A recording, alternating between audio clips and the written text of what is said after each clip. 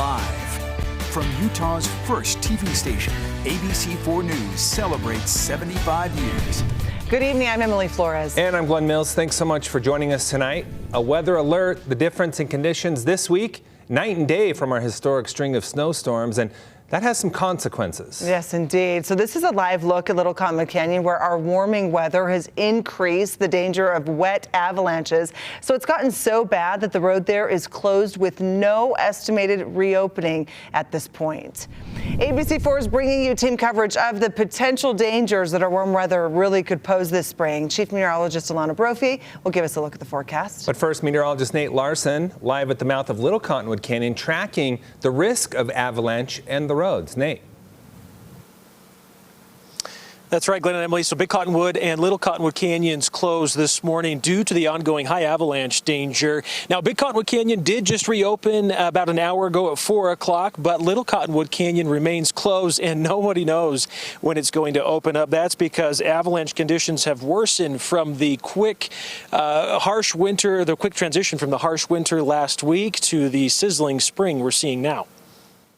Dozens of natural avalanches occurred over the weekend with impacts to both Cottonwood Canyons. It essentially turns into a lava flow and comes down the mountain. And we've actually seen over the past few days in both Big and Little Cottonwood Canyon where slides have hit the road as a result of this wet type of slide. Natural wet avalanches have been occurring because of the rapid snowmelt on the surface of the snowpack, a key difference from the rapid accumulating snowfall with last week's storm. Until this point, the concern has been the tremendous amount of snow that we've had. Now we've had this big warm up and that's causing the concern for these wet slides where it turns the snowpack into water and it can just come down like lava. And so that's just as dangerous. Big Cottonwood Canyon closed at 11 this morning until 4 o'clock this afternoon, a schedule that's expected to remain in place through Thursday. Little Cottonwood Canyon, however, opened very briefly this morning to essential travelers, but is now closed with no estimated time of reopening. The town of Alta and the resorts have been adapting to the changing road conditions. We're having our live-ins be up there to reduce the number of people that have to come up and down the road.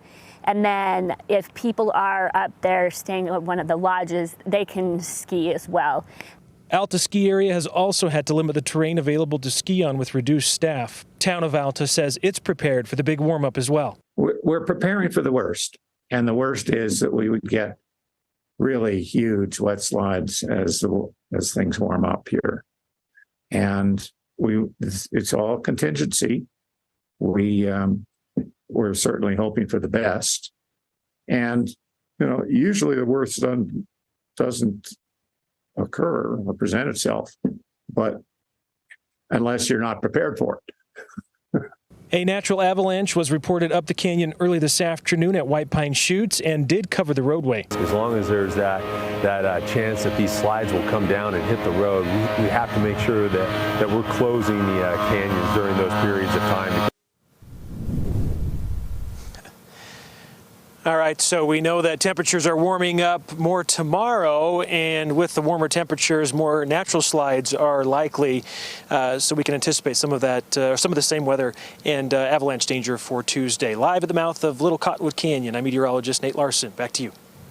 All right, and for the latest on conditions and what we can expect for the rest of the week, let's head over to Chief Meteorologist Alana Brophy. Alana, temperatures above average today, feeling pretty nice. Some spring fever. Yeah, definitely so, settling in. We're running 16 degrees above the norm in Salt Lake, and of course that's going to accelerate a lot of the lower elevation snowpack when it comes to melting and some of the rivers. Take a look at this creek coming out of Bountiful. There's some runoff rolling through Davis County, getting high at times, and we are watching how those rivers will be running high and fast due to the warmth that's really taken over. Thanks to Mike for sending this our way. We know this high pressure is in control, and that means that our temperatures soaring. 76 in Salt Lake, 56 in Logan, 73 in Provo. It's 86 degrees right now in St. George with 70s on the eastern side of the state. Goodness gracious, and we're going to continue to heat things up. This time last week, we were in the 30s. You can see the temperature trend keeps us pretty high into our Tuesday, and then I start to fumble.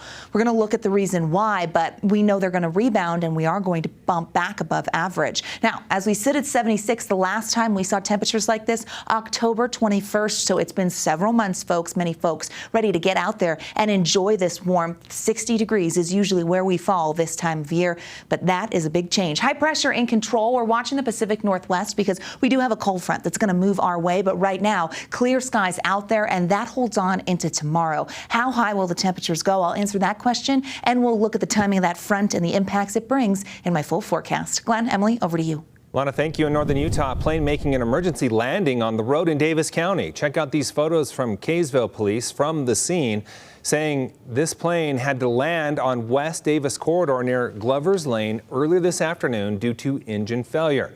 Luckily, the road was closed for construction anyway, so there was plenty of room to land and nobody was injured. And in developing news, we are following the latest in the first official day of the trial of Lori Vallow Daybell. The trial kicking off as we learn Tammy Daybell died of asphyxiation. Now, Vallow Daybell is accused of conspiring to kill Tammy and accused of killing her 2 children. Well, the prosecution said Lori used money, power, and sex to get what she wanted and focused on how her 2 kids' remains were found. Well, while the defense spoke about the publicity surrounding the case, stressing that media exposure is not evidence, if convicted, Vallow could face life in prison without parole. So the trial could take up to 3 months. Make sure to stick with us here at ABC4 News. We'll have the latest developments, both on air and online at abc4.com. Officials in Nevada identifying the remains of a person found by hikers back in 1990 as a Salt Lake City woman who went missing a year before that. ABC4's Annika Johns joining us live in studio with the latest from police and just how they identified the remains 3 decades after she was found. Annika?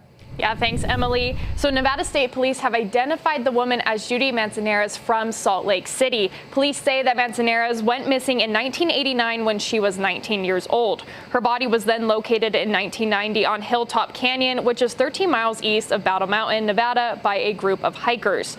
When initially found, the remains could not be identified, but officials were able to determine that the body was female. Over the past 3 decades, multiple methods were used to identify the woman, but they were all unsuccessful.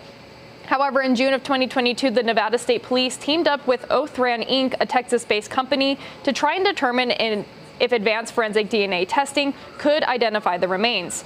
DNA was extracted from the body and forensic-grade genome sequencing was used to build a DNA profile that was later used to determine the remains as Manzanares. Nevada State Police have ruled her death as a homicide and are currently looking for any information that anyone can provide. If you have any information, you can reach the investigation team at the number you see on your screen. Reporting live in the newsroom, Annika Johns, ABC4 News. Thank you, Annika. Wildlife Rehab Center desperately asking for the community's help tonight as it faces eviction. ABC4 Northern Utah correspondent Cade Garner in Ogden tonight to explain why they are losing their home. It all stems from this letter from the Ogden City Attorney, which says the Wildlife Rehabilitation Center of Northern Utah has until September 6th to get out of the city-owned building. Now, the center tells me they feel blindsided by this letter. The letter says the city has allowed the center to use the building as a temporary facility for more than 12 years, and that it was never intended to be permanent, but that it was always intended to be used for a dinosaur park expansion. The letter says, quote, "The time has come for the city to redevelop the premises for other important public uses, as planned." Executive Director Delynn Marthaler says the center is the only licensed wildlife rehab center in northern Utah and the largest of its kind in the state. The center treats 3,000 to 4,000 animals annually. Marthaler says there haven't been any recent discussions of the park expanding. We cannot find another facility that is already built for animals. So now we have to try to beat this deadline, which we can't. The director tells me the center is going to stop accepting animals by the end of the month. Otherwise, they won't have enough time to heal them before they have to move. And any animal that's not ready to be released will have to be euthanized. Now, we'll hear more from the center coming up at 6. Reporting from Ogden, Cade Garner, ABC4 News. All right, thank you, Cade. Well, April is Child Abuse Prevention Month, and today the Salt Lake County mayor planted blue pinwheels outside of the government center to recognize children who are victims of abuse. Blue pinwheels are the national symbol of Child Abuse Prevention Month. Each one that you see was placed and it represents a child who was abused. In 2022, Utah confirmed 9,695 children as victims of abuse. Each pinwheel represents a person, and there are far too many. I'd love to see us not have any of these next year, and I'd love to be able to cancel this event. The mayor saying that putting an end to child abuse will elevate the entire community. She says this event is a great place to reflect and really a time to commit to doing more. For families struggling, there are resources. You can check out the family support centers across the state. You see the website right there on the bottom of your screen. In a health alert tonight, more Utah parents with children in the NICU will be able to see their babies even when they're not in the hospital.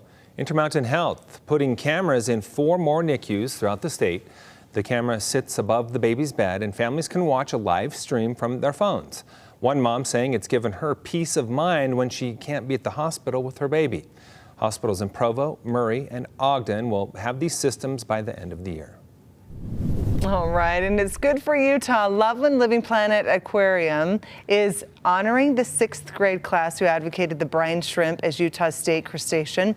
The class presented this bill to Utah's House during the legislative session, and the governor signed it into law. To celebrate the new law, the aquarium hosted a special day for the Emerson Elementary students. They got to take private tours and have special animal encounters. Now the day ended with a surprise at the aquarium's brine shrimp habitat. Still ahead, a judge in Texas wants the FDA to stop approving a popular abortion drug. How the White House is responding. There's that live look at Washington County. Temperatures soaring into the mid-80s in St. George. We've got the warmth up north as well. How long it sticks around in Utah's most accurate forecast.